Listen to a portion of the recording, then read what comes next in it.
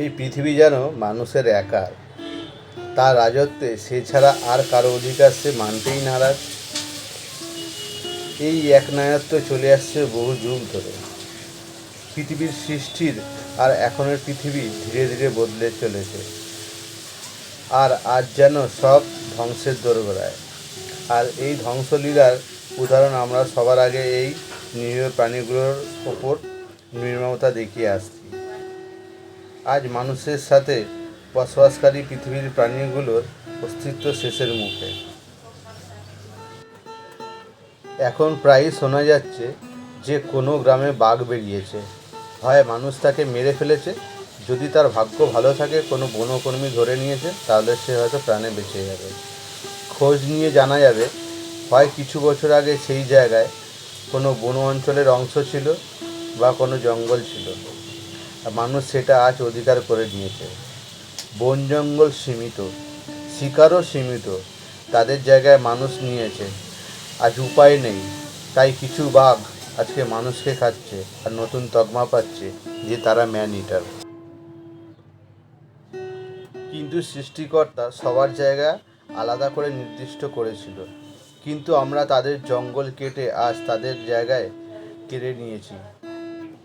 রোজ রোজ আমরা তাদেরকে তাদের জায়গা থেকে সরিয়ে দিচ্ছি। পশুরা পরিযায়ী, কিছু পশু তৃণভোজী, তাই তারা বৃষ্টিকে কেন্দ্র করে এগিয়ে চলে, আর তাদের পিছু পিছু চলে মাংসাশী পশুরা।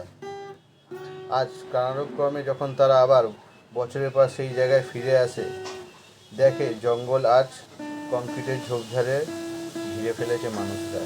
এভাবেই আজ তারা শেষের দিকে। কয়েকশো বেঙ্গল টাইগার আর কতদিন ধরে আমাদের পৃথিবীর বুকে থাকবে তা আমাদের জানা নেই।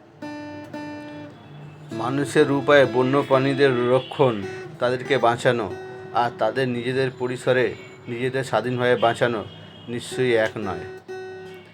বাকি যতটুকু জঙ্গল আর শেষের দিকে সবুজ বাতাসও আজ বিষাক্ত।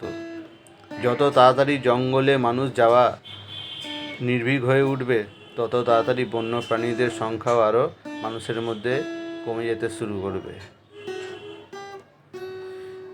মানুষ আজ নিজের শেষ নিজে ডেকে আনছে।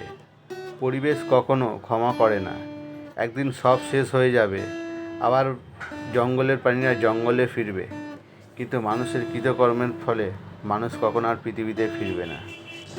আজ 5G নেটওয়ার্ক স্পিডে হারিয়ে ফেলেছি আমরা চড়ুই পাখির মতো পাখিগুলোকে। জানি না আর কি হারাতে বসেছি আমরা। হয়তো পৃথিবী থেকে একদিন আমরা সবাই হারিয়ে যাব, ফাঁকা পড়ে থাকবে এই পৃথিবী, আর তার জন্য শুধু দায়ী থাকবো আমরা, এই মানুষেরা।